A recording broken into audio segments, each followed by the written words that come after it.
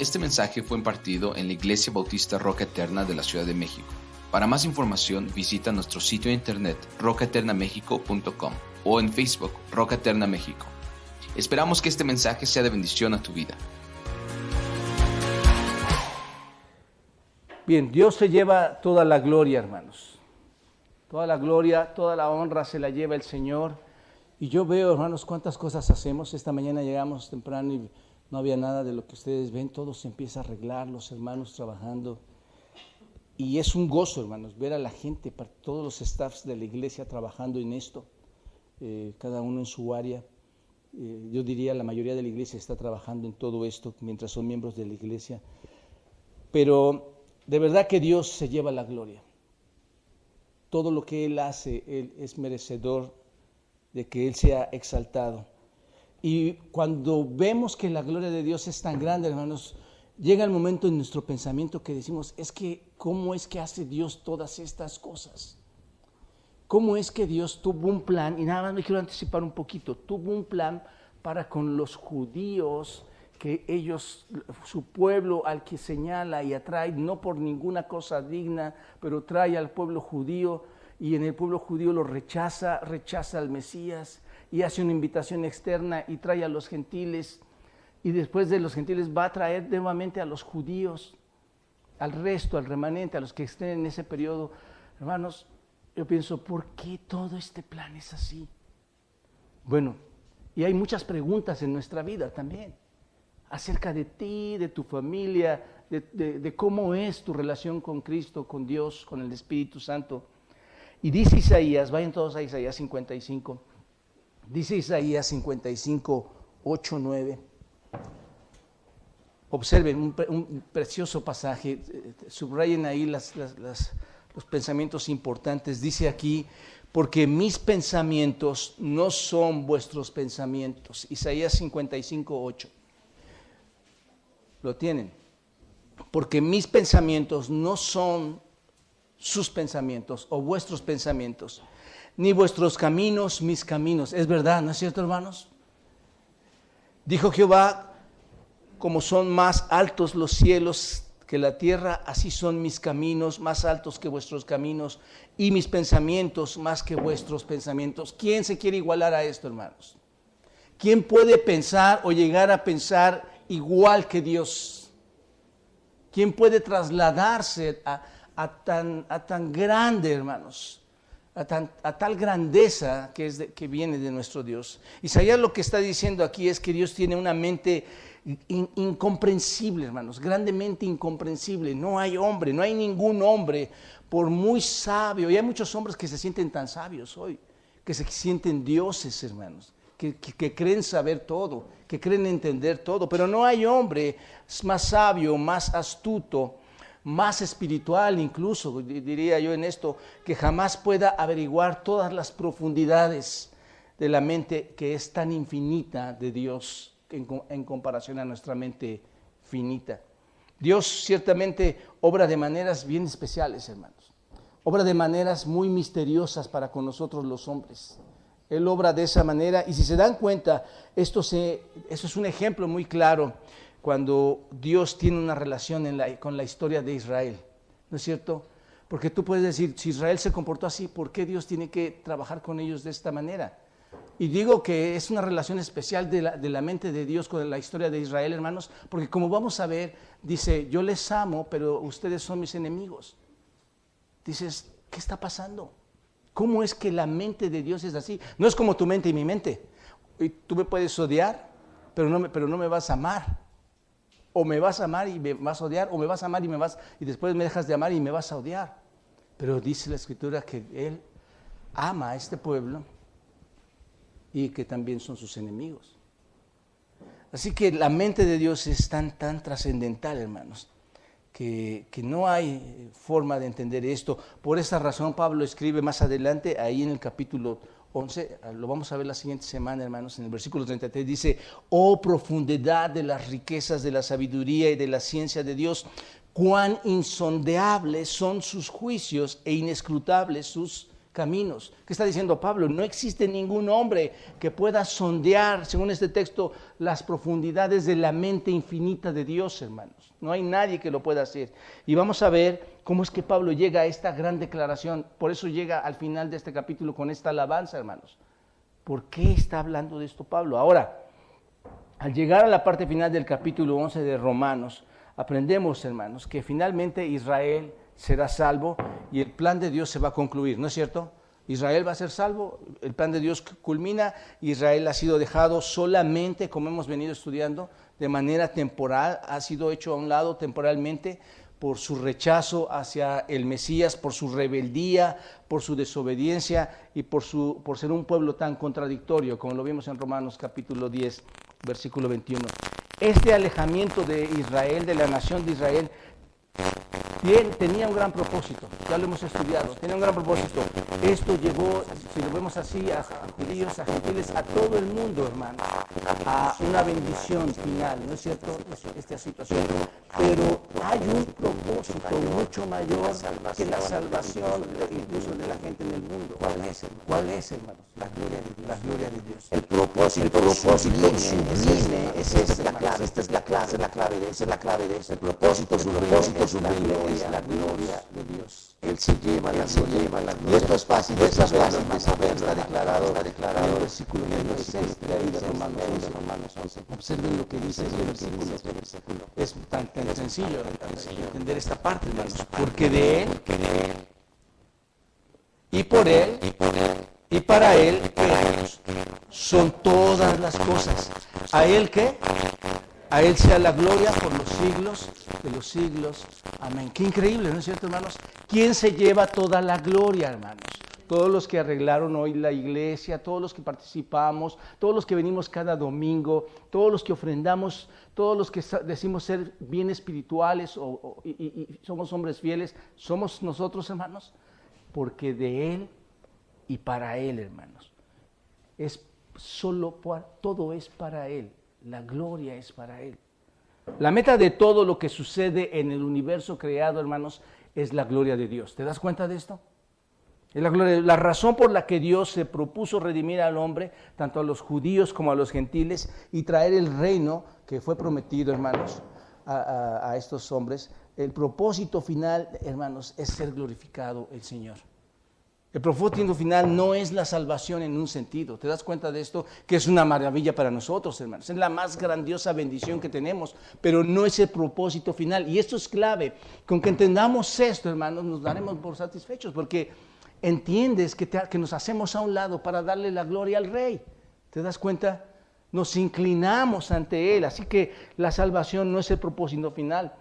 El traer de regreso a la nación de Israel que se apartó, que no aceptó al Mesías y que después será redimida, no es el propósito final, no son los gentiles. La reunión de la iglesia no es el propósito final, hermanos.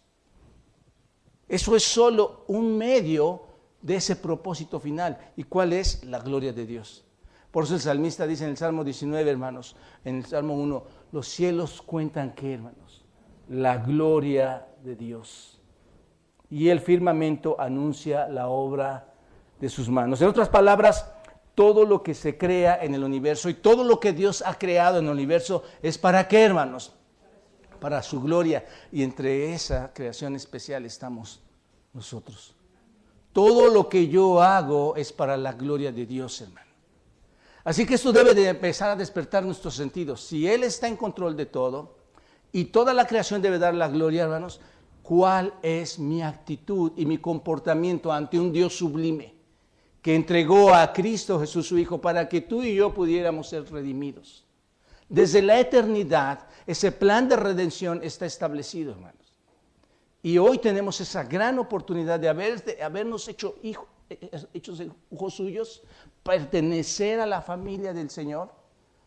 Pero esto no nos hace merecedores de ninguna gloria más que a Él. ¿Te das cuenta? Entonces, todo debe alabar al Señor. Ustedes recuerdan, hermanos, acabamos de pasar el año nuevo, el 24, ¿qué hicieron los ángeles, hermanos? Cuando hablábamos de esto, cuando el Señor Jesucristo vino a nacer como nuestro Redentor a esta tierra, dice que los ángeles, quienes también alaban al Señor, ¿qué es lo que dijeron, hermanos? Gloria a Dios en las alturas. Vino Cristo, hermanos, y ese fue el mensaje. Pues para nosotros los hombres debe ser también lo mismo. Somos llamados como criaturas a darle la gloria a Dios. Primero a los Corintios, en el capítulo 10, versículo 31, dice: si pues coméis o bebéis o hacéis otra cosa, hacedlo todo ¿para qué, hermanos? Para la gloria de Dios. Y el punto es este, que muchas veces no lo hacemos. Tristemente, no vemos estos pasajes y no vemos todo lo supremo que debe de ser esto para darle la gloria a Dios. Hemos aprendido aquí en la iglesia, hermanos, por las tardes que tenemos clases aquí y predicaciones también. Hemos aprendido aquí en las tardes el Catecismo Menor de Westminster en su primera pregunta. ¿Recuerdan la primera pregunta del Catecismo de Westminster? El fin principal del hombre, ¿cuál es? La gloria de Dios. Eso es lo que aprendemos, y este catecismo dice: el fin principal del hombre es el de glorificar a Dios y gozar de Él para siempre. Él debe ser, hermanos, el propósito para nosotros de darle toda la gloria. El deber principal del hombre es reconocer la infinita majestad de nuestro Dios para alabarlo durante toda nuestra vida. Sin embargo, hermanos, qué triste, y de verdad lo digo así, la mayor parte de nuestro tiempo a veces es, más que darle la gloria, es cuestionarlo.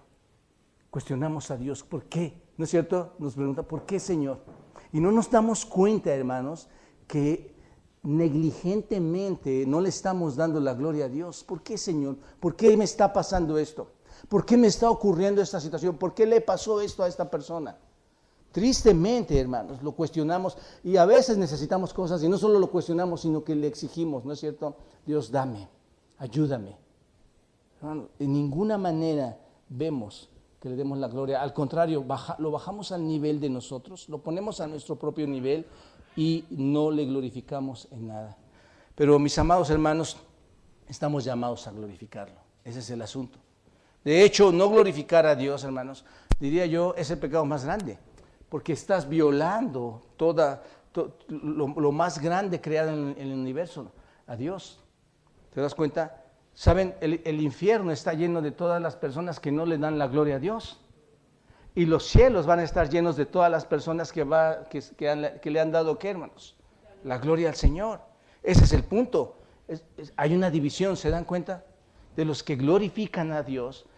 Ahí está la verdadera relación, pero el mundo no está creyendo esto hoy, hermanos. Está pensando que su vida es tener a un Dios a su propósito, a su manera, sin rendirle absolutamente la gloria a Él. ¿Recuerdan lo que dice Romanos 1? Ya lo estudiamos en el versículo 21, cuando dice: pues habiendo conocido a Dios, ¿qué? No le, ¿qué? Glorificaron como a Dios. Lo conocían, pero no lo glorificaban como a Dios, ni le dieron gracias, sino que se envanecieron en sus razonamientos. Esto es así como debe ser, esto es así como lo deben pensar, esto es así como lo deben realizar. Se envanecieron en sus razonamientos y su necio corazón fue entenebrecido, obscurecido. ¿Se dan cuenta? No le glorificaron, hermano. En otras palabras, el juicio de condenación de Dios cae sobre aquellos que no le dan, ¿qué, hermanos? La gloria. Así que el propósito de todas las cosas, de todo lo creado en el universo, es para la gloria de Dios. Ahora escuchen con atención, hermanos. La razón por la que Dios finalmente va a redimir a Israel, y la misma razón por la que Él nos ha redimido a nosotros y seguirá redimiendo a muchos gentiles, es para que podamos ser para alabanza de su gloria. ¿Te das cuenta? Esa es la verdadera iglesia. La verdadera iglesia que se ha arrepentido, ha creído y ahora, como dice Efesios capítulo 1, versículo 12, seremos alabanza para la gloria de Dios, cada uno de nosotros, hermanos. Ese es el asunto. Todo el asombroso plan redentor era, y diría yo, es para llevarnos al punto de dar la gloria de Dios. ¿Entendemos esta parte, hermanos? Bueno. Esta mañana, en la próxima semana, veremos que el propósito dominante dentro del plan redentor de Dios, tanto para judíos como gentiles, es que Dios mismo sea glorificado en todo, y lo vamos a ver bajo 4 aspectos que le dan en todo la gloria. Y vamos a entrar al primer aspecto, hermanos. El primer aspecto que da gloria a nuestro santo Dios, hermanos, en su redención, en su plan de redención, es que Dios se lleva toda la gloria porque Él controla la historia de la humanidad, Él controla la historia del hombre, hermanos. Él tiene el control de todo lo que acontece. Y esto es muy sorprendente. Vamos a ver el ejemplo de los judíos, hermanos. Pero así como hay un control en eso, hay un control en nuestra vida, en ese sentido. La semana pasada, si ustedes recuerdan, en los versículos 22 al 24, había una advertencia. ¿Recuerdan? Esa advertencia era: cuídense de ser orgullosos, cuídense de despreciar a la nación de Israel, a los judíos. ¿Recuerdan esto? Ahora necesitamos saber que la ceguera, en parte, que tiene Israel, que le está sucediendo a Israel, solo va a terminar hasta que la plenitud de los gentiles entre. Es el versículo que nos corresponde estudiar hoy. Esa ceguera va a terminar y ese llamado va a llegar a ellos hasta que la plenitud de los gentiles entre, según el versículo 25. En otras palabras, Dios aún sigue trabajando con el pueblo de Israel, hermanos. Aún no se ha olvidado de ellos. Él tiene una promesa, y lo vamos a ver para con ellos. Ahora, Pablo nos presenta una verdad aquí muy grande, hermanos, que lleva a Pablo en su corazón, porque recuerdan que Pablo quería a su propia nación, que son los judíos, quería llevarlos a él mismo, darse él mismo para salvación de ellos.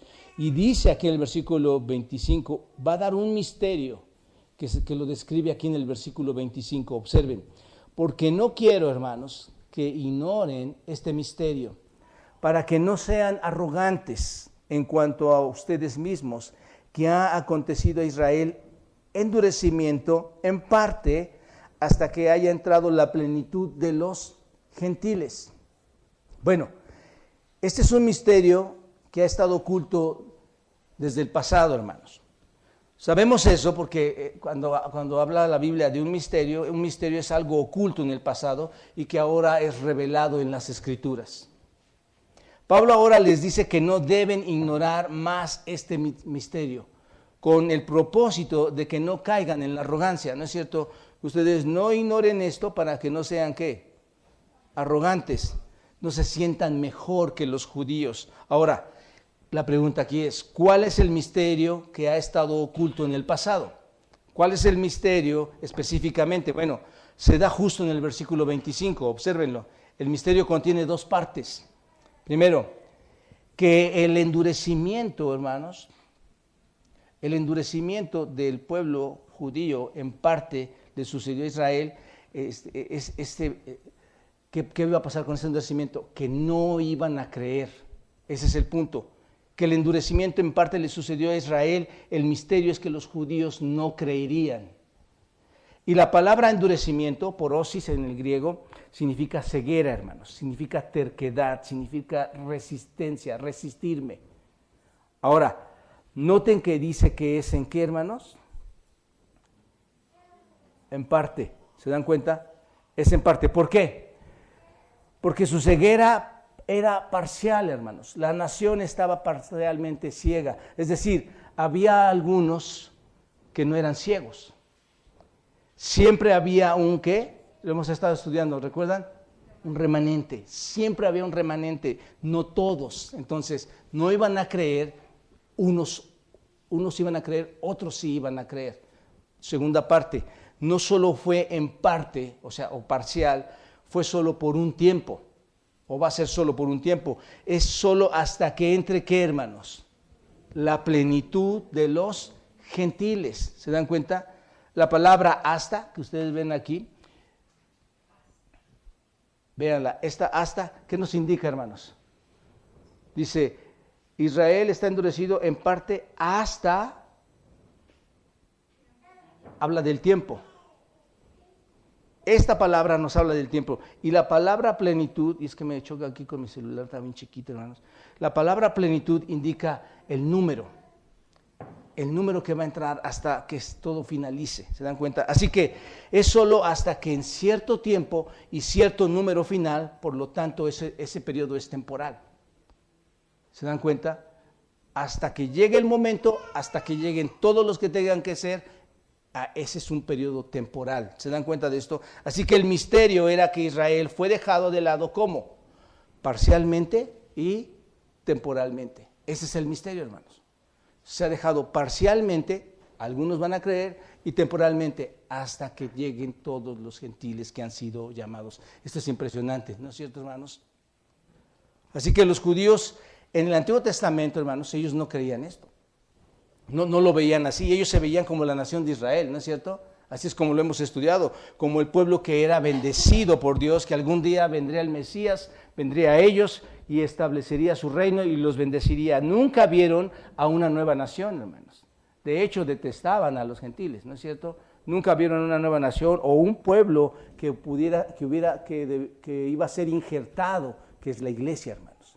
Nunca vieron esa situación los judíos.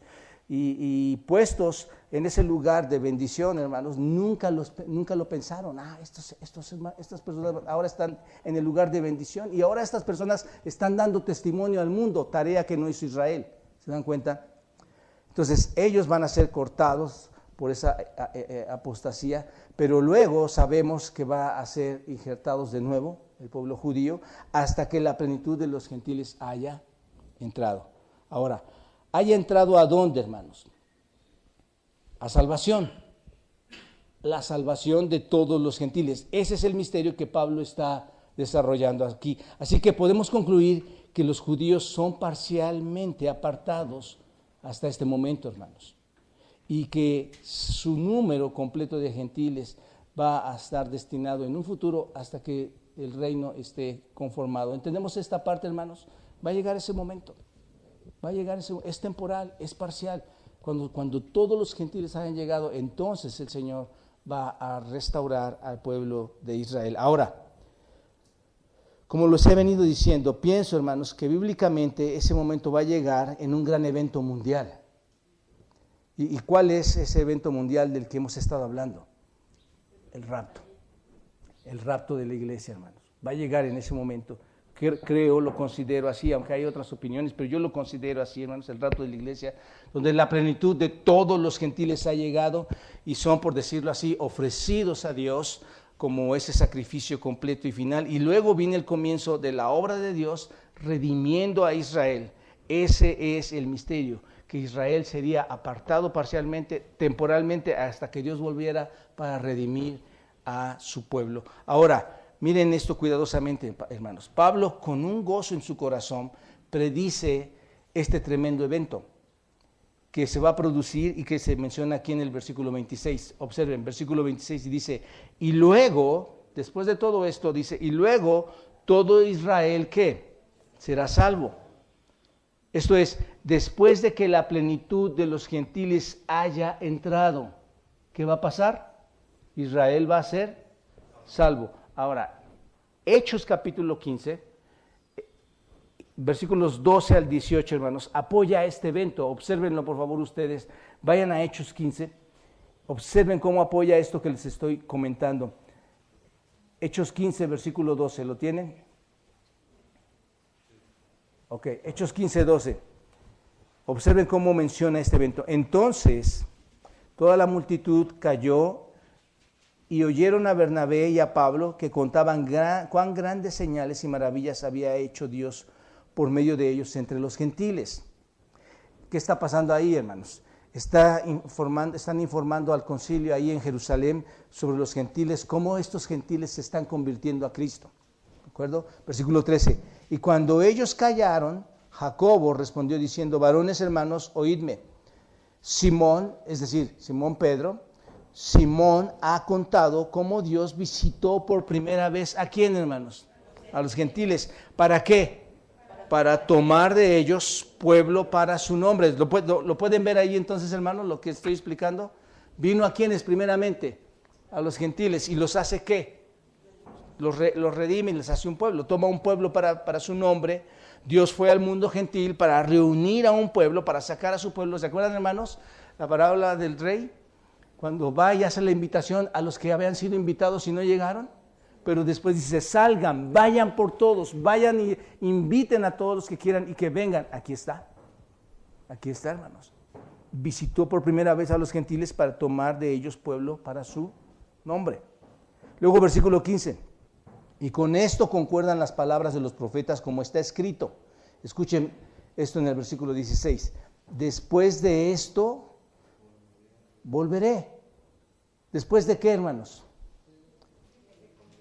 Después de haber sacado al pueblo de entre los gentiles, ¿no es cierto? Después de haber tomado un pueblo para su nombre, ¿qué va a hacer? Vuelve, y observa el versículo 16. Y reedificaré el tabernáculo de David, que está caído, y repararé sus ruinas, y lo volveré a ¿qué? A levantar. Luego, lo que está diciendo aquí es, regresa al tabernáculo de David. ¿Qué es el tabernáculo de David en ese sentido? Israel. Regresa a Israel y luego redime ¿a quién? A Israel. ¿Te das cuenta? Ahí está. Versículo 17. Para que el resto de los hombres busque al Señor y todos los gentiles sobre los cuales es invocado mi nombre. Dice el Señor que hace conocer todo esto desde tiempos antiguos. Porque está citando Amós capítulo 9.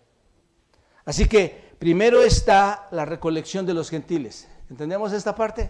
Luego está la redención de los judíos. Y luego está la gloria del reino. ¿Se dan cuenta? Y eso es como se ve tanto en el Nuevo Testamento como en el Antiguo Testamento. Ahora, solo como observación, hermanos, permítanme decirles esto. En el versículo 26 dice, todo Israel será salvo. Cuando dice todo Israel, ¿qué piensas?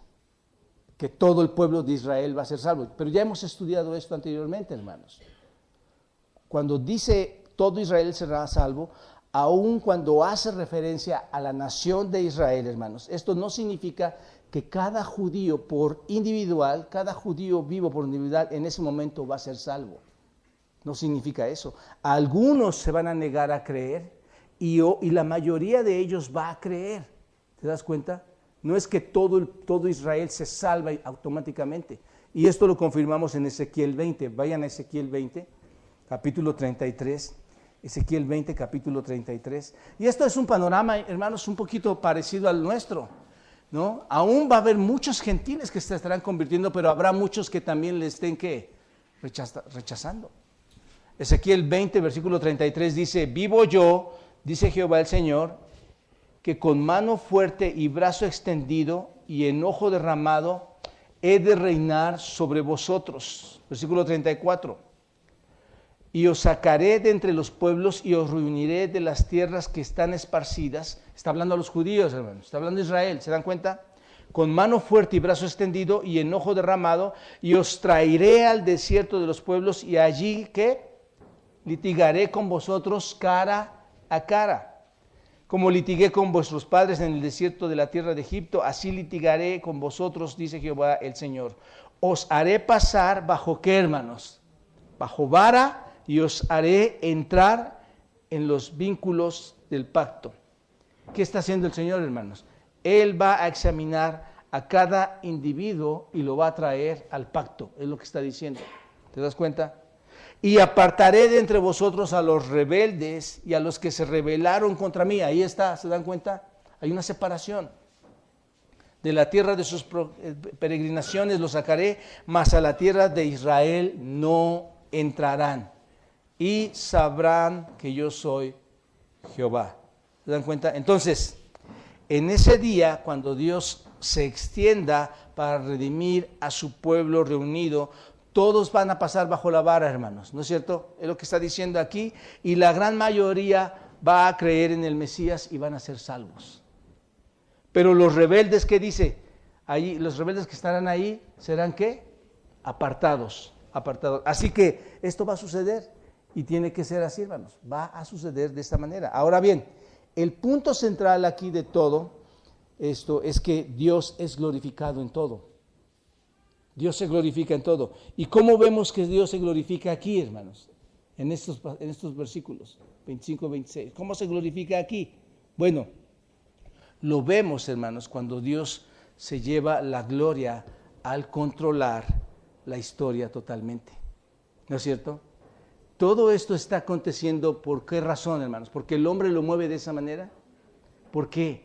Dios está controlando la historia y Él se lleva de esta manera la gloria. Dios controla la historia, esa es la evidencia de que tenemos un Dios por encima de nosotros, hermanos. Tenemos un Dios que es soberano, y soberano, hermanos, significa alguien que tiene el control, alguien que está a cargo, alguien que controla la historia, en este caso, controla la historia totalmente. Y esto es interesante, hermanos. Si Dios controla la historia para la redención, ¿crees que esta etapa de esta vida está fuera del control de Dios? ¿Quiénes estamos habitando en este momento la tierra en donde todavía está transcurriendo la historia? ¿Quiénes, hermanos? Nosotros. Estamos dentro de su historia, hermanos. Por eso yo ruego a Dios y decía, Señor, que todos sus sentidos estén atentos a lo que oímos, porque parece algo sencillo, ligero. Sí, la redención.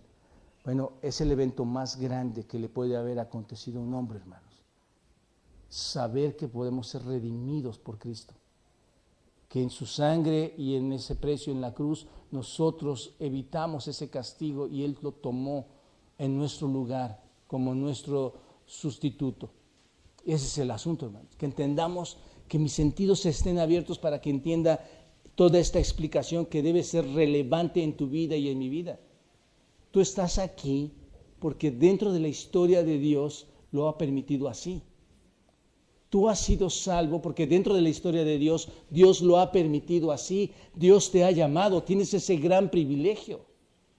Y hermanos, no podemos quedar estáticos a esto cuando conocemos a más personas. Tú, conociendo la salvación, debes invitar a otros y explicar el evangelio, llevar la salvación a otros. Bajo esto que estamos aprendiendo. La historia humana se está moviendo inquebrantablemente, hermano. Tú no la vas a poder detener. ¿Quién puede detener la historia humana, hermanos? Infaliblemente, hermanos, Dios va a seguir manejando la historia humana. No es la historia universal como nos enseñaron en la universidad, hermanos. Es la historia de Dios. Dios sigue manejando lo que ha establecido. Y si se está moviendo hacia la salvación de Israel, hermanos, todo esto es porque Dios sigue trabajando, ¿no es cierto? Esto va a seguir aconteciendo. Dios sigue moviéndose en la historia. Así que esto es lo que debemos ser capaces de ver y entender, hermanos. Dios los ha guardado. Dios ha guardado al pueblo de Israel porque no ha terminado con ellos, ¿no es cierto? Hoy la gente rechaza, israelitas, judíos rechazan al Señor. Sí, pero saben, según lo que leemos en la Escritura, Dios no ha terminado. Sigue trabajando con ellos. ¿Por qué, hermanos? Porque Dios controla a cada detalle la historia. El holocausto no fue una casualidad, hermanos. Esther, en el libro de Esther, no fue una casualidad también la querer exterminar a este pueblo. Y mucho del odio hacia este pueblo no es una casualidad. Es un control que Dios tiene aún de este pueblo.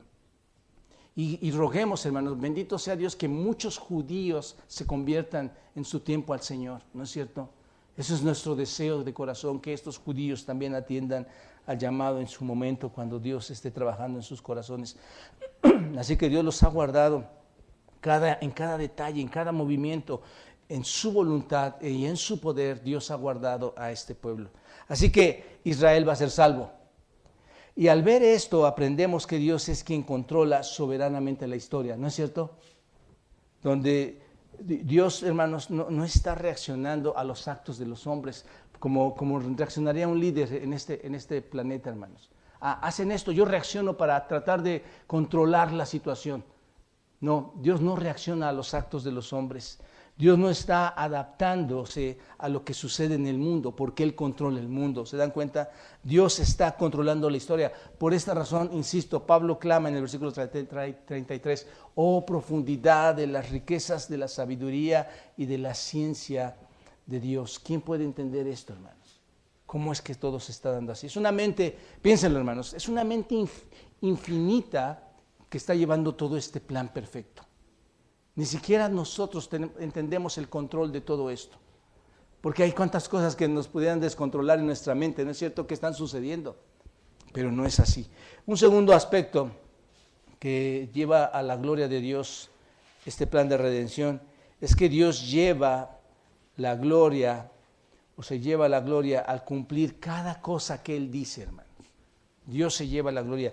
Esto es muy especial e importante porque al salvar Dios a Israel, Él se revela, hermanos, a sí mismo como un Dios que cuando dice que va a cumplir algo, lo hace. ¿Se dan cuenta? No es por nada que Hebreos 10:23 dice, fiel es el que prometió.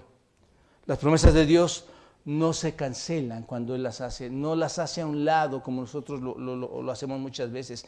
Malaquías 3:6 dice, porque yo Jehová no cambio, por esto, hijos de Jacob, no habéis sido consumidos. Y ahí está, ¿no es cierto? Yo no cambio. ¿Por qué no cambias, Dios, contra los hijos de Jacob, contra Israel? ¿Por qué no cambias contra Israel? ¿Por qué no los has consumido? ¿Recuerdan ustedes por qué? ¿Por qué? Por amor al mismo, pero Él hizo una promesa, hermano. ¿Se acuerdan? Él hizo una promesa de restaurarlo. Le hizo una promesa a Abraham. Hizo un pacto con Él. Y Él va a cumplirla, a pesar de. Por eso, hermanos, ¿te dan cuenta de la clase de Dios que tenemos, hermanos? Yo puedo confiar ciegamente en Dios. Porque Tito capítulo 1, versículo 2 dice Pablo a Tito, tenemos un Dios que no miente. Él cuando habla no miente. Yo sé, hermanos, por la voz de Dios que todo lo que Él ha prometido va a suceder. ¿Se dan cuenta? Así que para demostrar la integridad de Dios, observa lo que dice Pablo en el versículo 26. Y luego todo Israel será salvo, como está ¿qué? Escrito, ahí está, hermanos. Luego Israel va a ser salvo, como está ¿qué? Escrito. Vendrá de Sion el libertador que apartará de Jacob la impiedad. A ver, hermanos, si está escrito, ¿qué va a pasar? Así va a ser. Así va a ser. Dice que el Señor va a regresar. Está escrito, así va a ser. Dice que el que no se arrepienta de sus pecados morirá eternamente. Así va a ser. ¿No es cierto? Dice que todas nuestras obras son como trapos de inmundicia. Así es. Dice que la única obra perfecta es la de Cristo para la redención de todos nosotros. Así es. Hermanos, no sé si entendemos esta parte. Dios se lleva la gloria porque Él no te miente a ti y no me miente a mí, porque todo lo que está aquí es verdad. Cuando tú logres entender y yo logre entender lo que tenemos en nuestras manos y que es la palabra de Dios y que todo se va a cumplir porque Él lo habla y lo promete, hermanos, debemos entrar en temor de decir, ¿dónde está mi vida ahora? Estoy en pecado, estoy ofendiendo a Dios. Y Él ha dicho que todo el que no le confiese nunca será salvo. ¿Te das cuenta? Les decía en un principio, el infierno está lleno de todas aquellas personas que no le dan, ¿qué, hermanos? La gloria. Tú piensas que teniendo una vida muy particular, muy social, muy divertida, es la manera en que le das la gloria al Señor, hermanos. Amigos, en lo absoluto, en lo absoluto. Y Dios se lleva la gloria porque cuando Él habla algo, va a ser verdad, lo va a cumplir. Y el ejemplo que ponemos aquí es que a Israel se le hizo una promesa y la va a cumplir. Pero hermanos, la aplicación para nosotros, o el principio para nosotros es que todas las promesas hechas a nosotros, buenas o malas, se van a cumplir. ¿Te das cuenta? Entonces, por esta razón, Isaías 59 dice, versículo 20, si quieren lo leo, hermanos, solo escuchen, vendrá el Redentor, esto es el libertador, a Sion y a los que se volvieren de la iniquidad en Jacob, dice Jehová. Jacob es solo el nombre de Israel, hermanos. ¿Recuerdan ustedes que Dios cambió el nombre de Jacob para Israel? ¿No es cierto? Así que la promesa es de Dios, que Dios va a salvar a Israel y va a quitar su pecado. El punto es que la salvación de Israel es una necesidad, hermanos.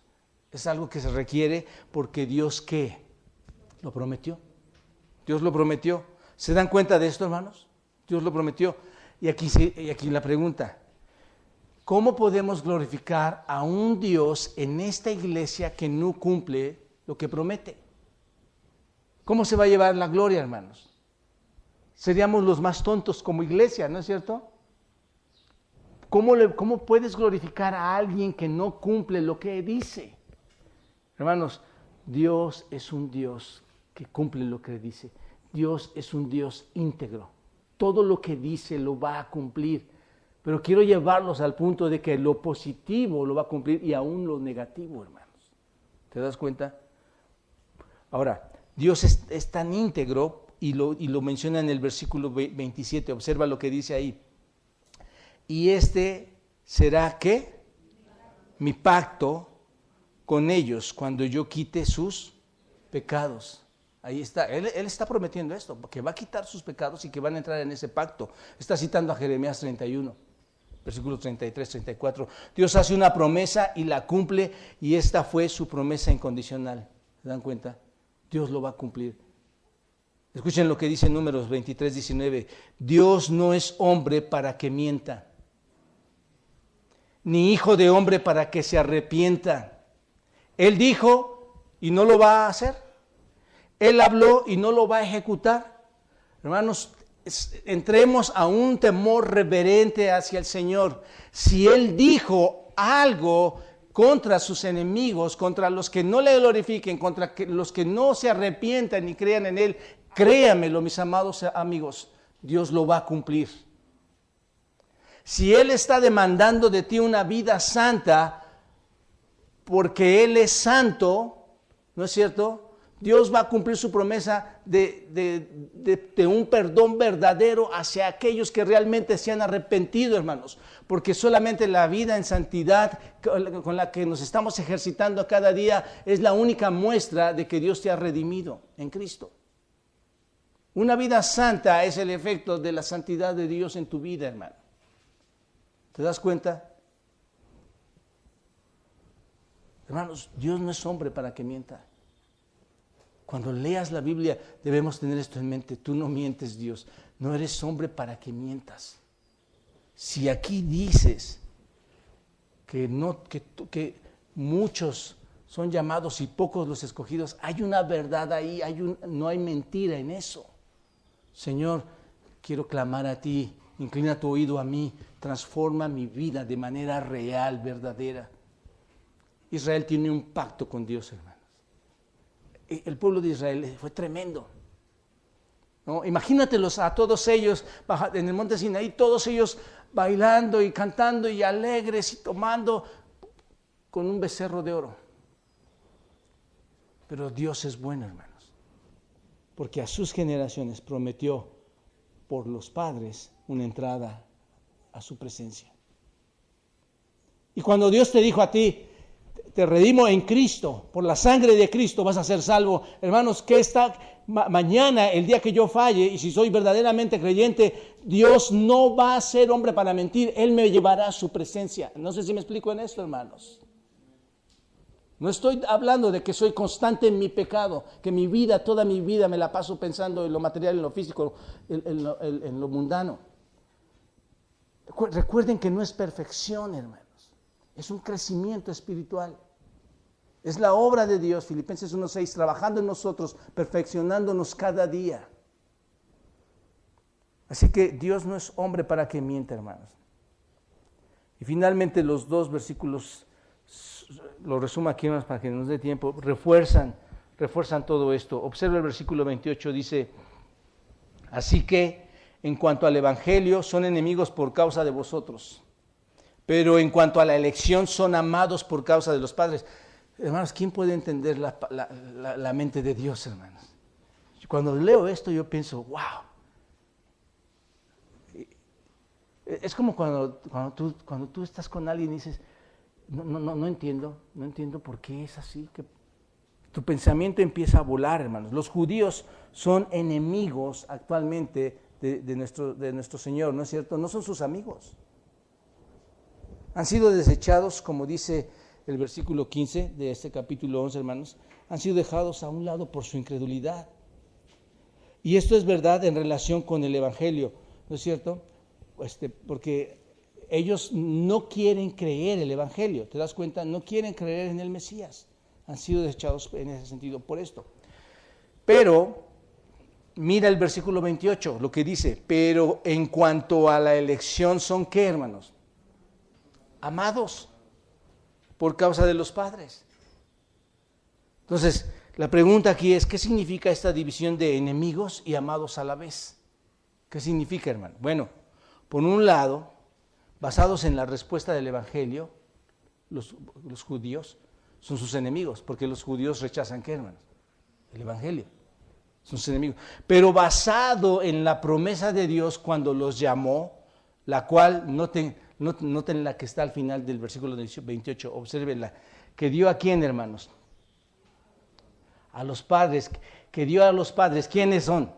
Abraham, Isaac, Jacob. En base a eso, que la promesa que le dio a esos padres, el pueblo judío es ¿qué? Amado. Esa promesa, por esa promesa que hizo a los padres, el pueblo judío es amado.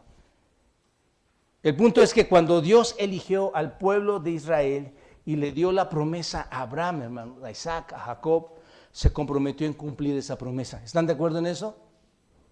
Así que en términos de elección siguen siendo ¿qué? Amados. Y aunque en la actualidad son enemigos por rechazar el Evangelio, sigue siendo un pueblo ¿qué? Amado. Así que Dios guarda su palabra. Él va a cumplirlo, hermanos. Versículo 29 lo confirma. Observa lo que dice. Pero, ¿por qué? ¿Por qué, Pablo? ¿Por qué esto es así? ¿Por qué? Porque irrevocables. ¿Qué significa irrevocables, hermanos? Sin arrepentimiento, sin cambio. Sin arrepentimiento, sin cambio. ¿Son qué, hermanos? Son los dones. ¿Qué son los dones, hermanos? Un regalo inmerecido. Sin arrepentimiento, sin cambio, es el regalo inmerecido. ¿Y qué?